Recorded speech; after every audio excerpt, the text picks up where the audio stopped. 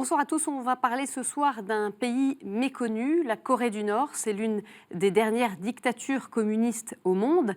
Située en Asie du Nord-Est, il compte entre 22 et 24 millions d'habitants.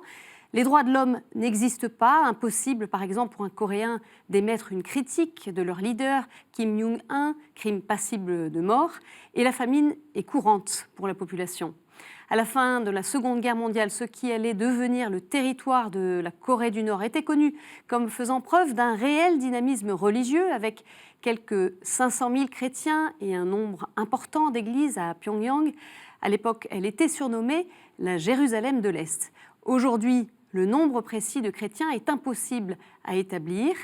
Des milliers de Nord-Coréens fuient leur pays au péril de leur vie, et des personnes les aident dans cette aventure risquée. C'est le cas du père Philippe Blo, prêtre des missions étrangères de Paris.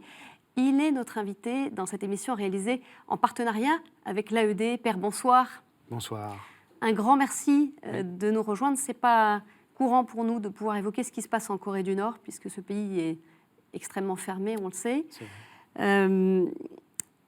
Je rappelle quelques éléments sur votre mission. Depuis 27 ans, alors vous vivez en Corée du Sud, vous êtes en banlieue de Séoul, la capitale. À partir de 1995, vous avez créé des centres d'accueil pour jeunes en difficulté. Et puis vous avez commencé à vous intéresser à la situation des réfugiés nord-coréens qui se trouvent notamment en Chine. Qu'est-ce qui vous a conduit à vous intéresser à eux et à vouloir les aider? Voilà, c'est très simple. Donc, dans mon diocèse, le diocèse de Suwon, existe le centre pour les réfugiés nord-coréens qui s'appelle Hanawon. Et donc, un jour, le père qui était en charge, un prêtre qui est en charge de ce centre, me téléphone et me dit aujourd'hui, je ne peux pas aller dans ce centre-là pour prier et rencontrer les réfugiés nord-coréens. Prends ma place. Viens au moins une fois donc prendre ma place, et j'y suis allé. Et c'est la première fois que je suis rentré dans ce centre, et j'avais devant moi, avec moi, donc 70 réfugiés nord-coréens qui ont commencé, avec qui on a prié et avec qui j'ai eu donc une rencontre, des dialogues, c'est-à-dire ils m'ont raconté leur histoire, pratiquement à chacun, et certains même ont voulu me voir de manière un peu particulière, et donc pour me raconter un peu ce qu'ils avaient vécu, non seulement dans leur pays, mais aussi toute leur escapade de Chine jusqu'en Corée du Sud. Et alors, ensuite est arrivé aussi, au cours de la conversation, des appels à l'aide, donc des réfugiés nord-coréens qui m'ont demandé de les aider à rechercher les éléments de leur famille, que ce soit en Corée du Nord et en Chine, et puis de les amener en Corée du Sud, de les aider à qu'ils viennent aussi en Corée du Sud. Voilà. Les retrouver. Les retrouver. J'imagine que vous avez dû entendre des histoires qui vous ont bouleversé pour vous conduire à vous lancer dans cette mission. Oui, des histoires qui nous donnent la chair de poule, qui m'ont fait pleurer aussi. Je pleurais même avec eux en écoutant des histoires qui sont à la limite de l'horreur. Je pense par exemple à cette femme qui avait perdu aussi sa sœur, en Corée du Nord, simplement parce que sa sœur dans un marché, elle avait volé, parce qu'elle avait faim, elle avait volé quelques légumes, donc elle s'est fait attraper par la police, et donc finalement, en plein bourg, les autorités locales ont fait venir cette dame, qui était la sœur de la dame avec qui je parlais, et ils l'ont condamnée à mort, et ils l'ont exécutée, pendue par les pieds, en plein village. Et ces scènes, en fin de compte, se répètent assez régulièrement. Il y a de plus en plus d'exécutions publiques de gens qui commettent des petits méfaits, mais qui sont condamnés à mort parce qu'ils enfreignent l'ordre public. Racontez-nous concrètement, comment est-ce que vous les aidez, ces personnes-là? Voilà, c'est très simple. Donc, à partir du moment où les gens que je rencontre dans ce centre de réfugiés me donnent des noms des membres de leur famille et me disent en gros à peu près où est-ce qu'ils sont. Il faut d'abord vérifier s'ils sont dans les endroits qu'ils indiquent, ou alors éventuellement faire des recherches. Et puis ensuite, une fois qu'on a découvert ces personnes, eh bien on les regroupe en Chine, bien sûr. Et ensuite, Elles sont déjà en Chine, en fait? alors, certaines sont en Corée Oui. du Nord. Alors, il suffit de payer des gens pour qu'ils puissent vérifier où est-ce qu'elles sont, si elles ne sont pas envoyées en camp de rééducation, si elles sont encore vivantes. Et une fois qu'on sait qu'elles sont vivantes, on paye des gens, puisque je ne peux pas aller en Corée du Nord, on paye des gens pour les faire venir en Chine d'abord. C'est la première étape. Et en Chine, qu'est-ce qu'il se passe Alors en Chine, une fois qu'ils sont arrivés en Chine, s'ils arrivent vivants après avoir traversé la frontière... Parce qu'il y a des risques, évidemment. Des risques énormes, majeurs. puisque maintenant, Kim Jong-un, le dictateur, a pris des mesures draconiennes pour empêcher les gens à fuir de son pays. Donc il a, par exemple, remplacé dans la frontière, qui correspond, si vous voulez, à un fleuve entre la Chine et puis la Corée du Nord. Il a remplacé les militaires, qui étaient des militaires... Bon, pas de métier. Vous savez que le service militaire en Corée du Nord dure 10 ans. Donc, c'était des militaires qui faisaient le service militaire, qui gardaient la frontière. Et donc, souvent, les gens, il leur donnait de l'argent pour pouvoir passer de manière safe de l'autre côté en Chine. Maintenant, il a remplacé ces militaires-là par sa garde personnelle, c'est-à-dire par des commandos, ce qui fait qu'ils ne peuvent pas recevoir de pots de chiche, c'est-à-dire d'enveloppes ou d'argent. Et donc, ils ont même l'ordre aussi de tirer et de tuer toutes les personnes qui tenteraient de fuir, de passer la frontière. Donc c'est maintenant de plus en plus difficile de passer la frontière, mais on y arrive encore. Il y a d'autres moyens pour passer la frontière, même avec la présence de ces commandos. Vous prenez-vous des risques vous-même ? Bien sûr, en Chine, le travail, aider les Nord-Coréens, les réfugiés nord-coréens en Chine est illégal.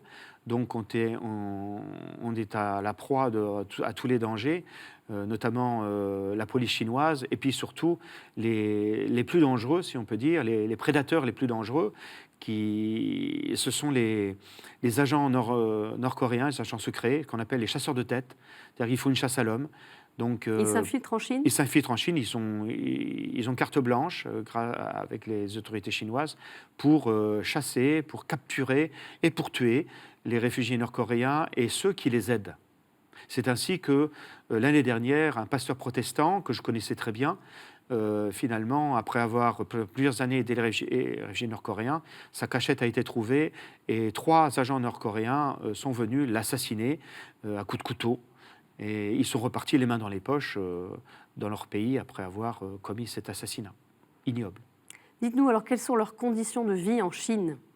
Alors, les conditions, d'abord, une fois qu'ils ont passé la frontière, il faut pas qu'ils se fassent attraper par des mauvais individus, notamment par la mafia chinoise, qui attend ces genres de personnes. Si ce sont des filles, si les Nord-Coréennes qui se sont échappées de leur pays, et si elles sont attrapées par la mafia chinoise, elles rentrent dans ces grands réseaux de prostitution dès l'âge de 12 ans. Il faut savoir qu'une jeune fille nord-coréenne est vendue à entre 100 et 150 $, soit en Chine, soit en Russie, et ils vont même jusqu'en Arabie Saoudite. Donc des centaines de jeunes filles par an disparaissent nord-coréennes dans les réseaux de prostitution, ou alors ce qu'on appelle aussi les trafics d'organes. Un certain nombre de réfugiés nord-coréens aussi sont victimes, sont vendus à des hôpitaux, et là on leur coupe tout ce qui est nécessaire pour ensuite les transplanter à des gens riches qui ont besoin d'organes qui leur manquent. Et ça, c'est une situation complètement méconnue. C'est complètement méconnu, bien sûr, mais c'est la réalité. Je l'ai vu de mes propres yeux, je l'ai entendu de mes propres oreilles, des choses qui vous font hérisser les cheveux sur la tête et qui vous donnent vraiment la chair de poule. Et puis autrement, eh bien, ceux qui arrivent à s'en sortir quand même, à ne pas tomber dans les mains de ces réseaux de mafia, il faut ensuite qu'ils vivent en Chine. Ils arrivent à se construire une vie.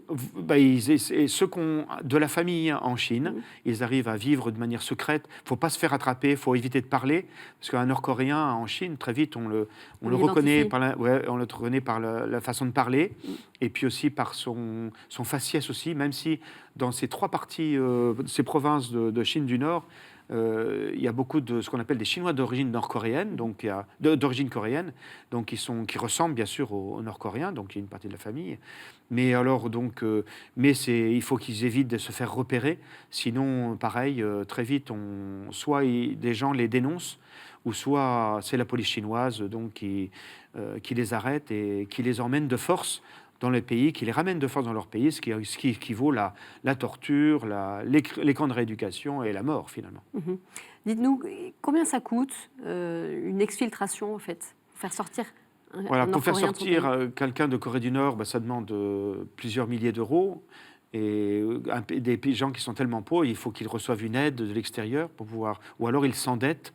Et donc il y a des jeunes filles nord-coréennes qui n'ont pas cet argent pour partir de leur pays jusqu'en Chine et qui se vendent, qui vendent leur corps finalement, et donc qui se prostituent ou qui se marient de manière forcée à des Chinois pour pouvoir rembourser ce passage entre Corée du Nord et la Chine.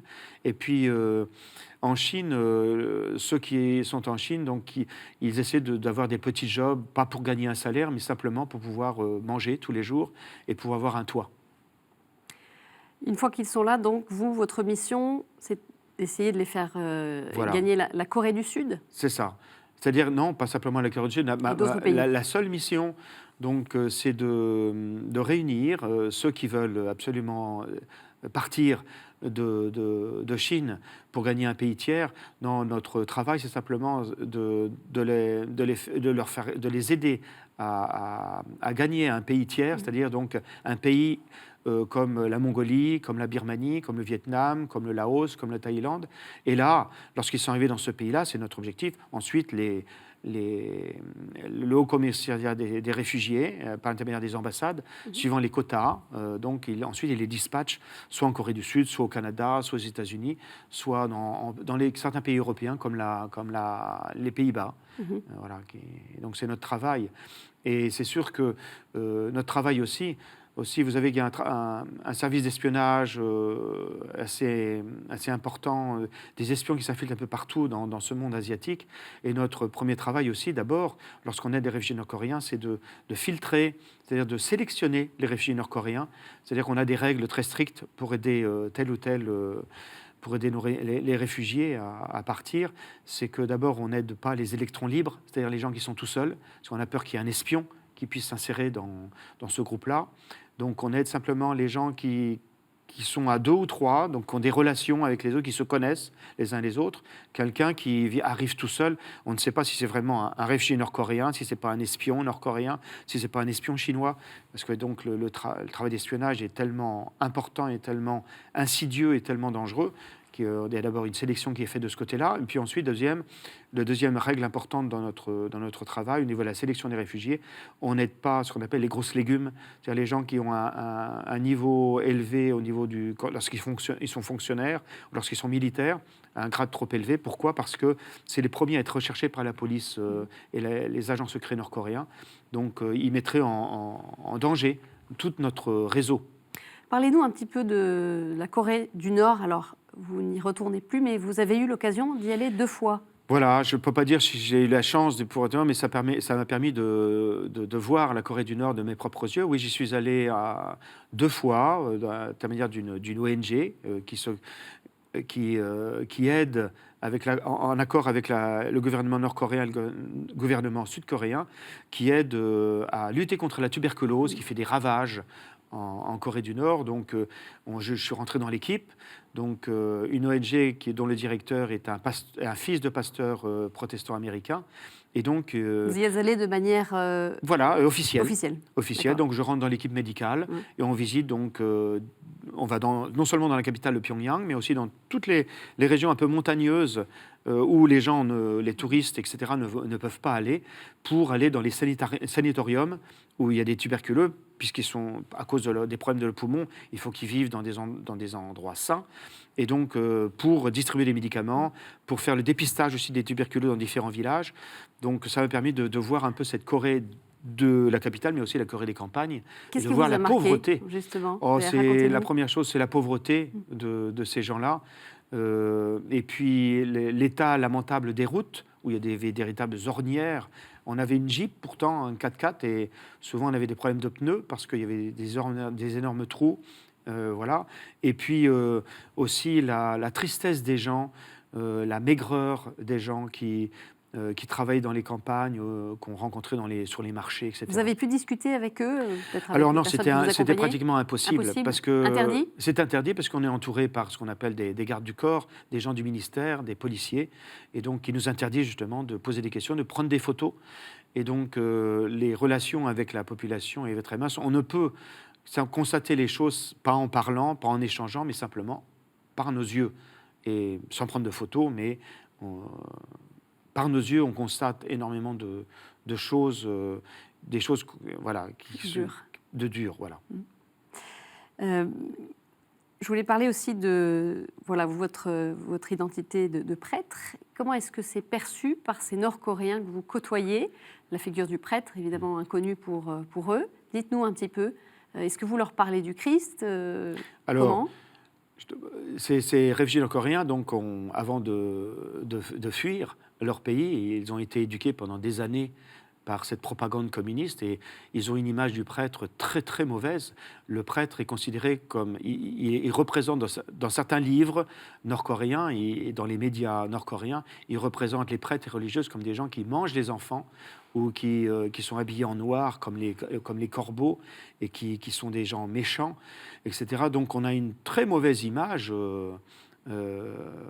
qui est dans leur esprit. Et donc, vous vous présentez comme tel quand vous les rencontrez? Non, au départ, ils ne savent pas que je suis prêtre. Ils savent simplement, ils voient d'abord que je suis étranger. L'étranger en lui-même, déjà, est très mauvais et très mal vu par les Nord-Coréens.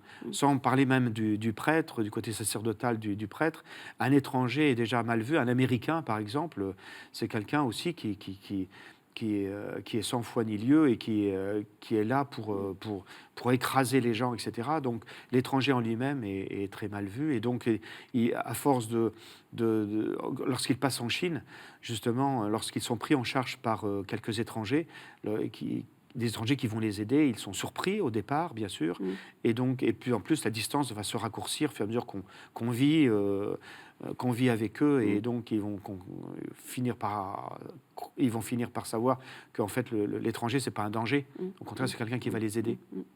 Et donc ce travail de mission, est-ce que vous pouvez l'exercer ou pas? Est-ce que vous pouvez parler de foi, de Dieu, petit à petit? Je le fais peu à peu. Bien sûr, c'est vrai que pendant cet exode, on les conduit donc en terre promise, comme on dit, terre de liberté, on échange beaucoup de choses, non seulement les repas, mais aussi on échange beaucoup de choses par des mots. Et ils voient que je prie, et j'ai toujours mon chapelet à la main. Ça les interroge, ça? Beaucoup. Ils veulent le connaître, ils veulent savoir souvent, ils nous posent souvent cette question-là à moi.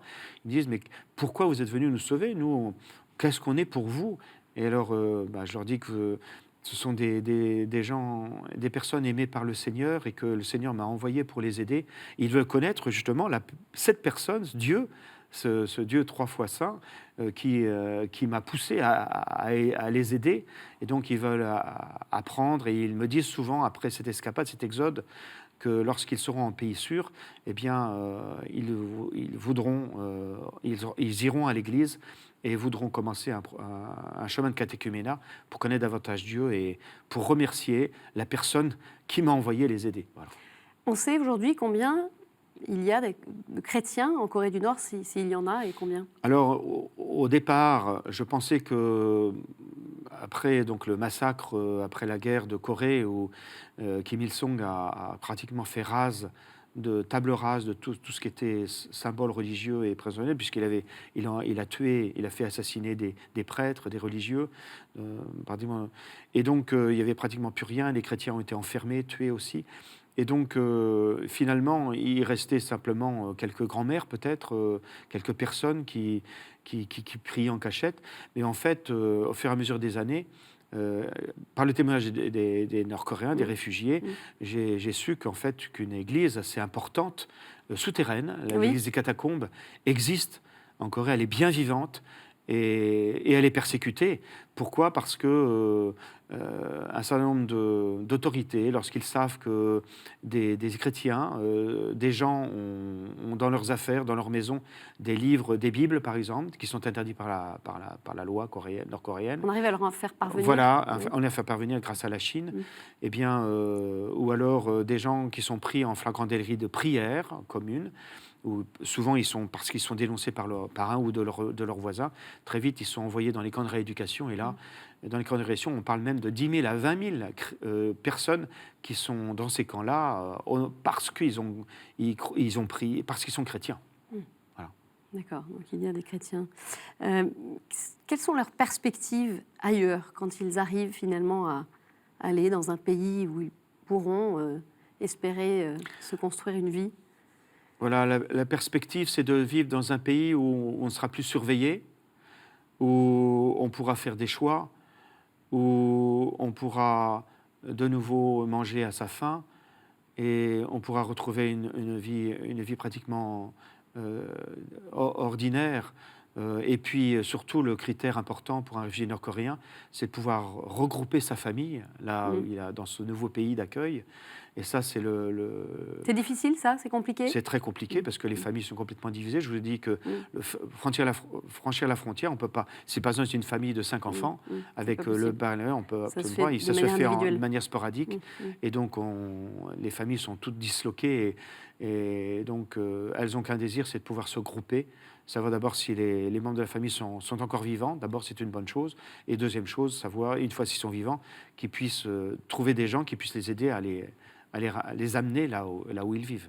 Alors vous, dans vos centres d'accueil, vous avez des enfants sud-coréens, mais qui aussi cohabitent avec des enfants nord-coréens. Voilà. Racontez-nous comment ça se passe. C'est une originalité. C'est très simple. Au départ, ces foyers d'accueil, Saint-Jean, la maison Saint-Jean, la maison Saint-Jean, la maison Saint-Jacques et la maison Saint-Pierre, c'était des maisons qui étaient ouvertes simplement aux jeunes Coréens du Sud, issus de familles décomposées. Et puis, je vous dis, au bout de 7 ans, à partir du moment où j'ai commencé à m'intéresser à la Corée du Nord, eh bien, j'ai demandé à l'évêque de mon diocèse que nos maisons puissent être ouvertes aussi aux réfugiés nord-coréens.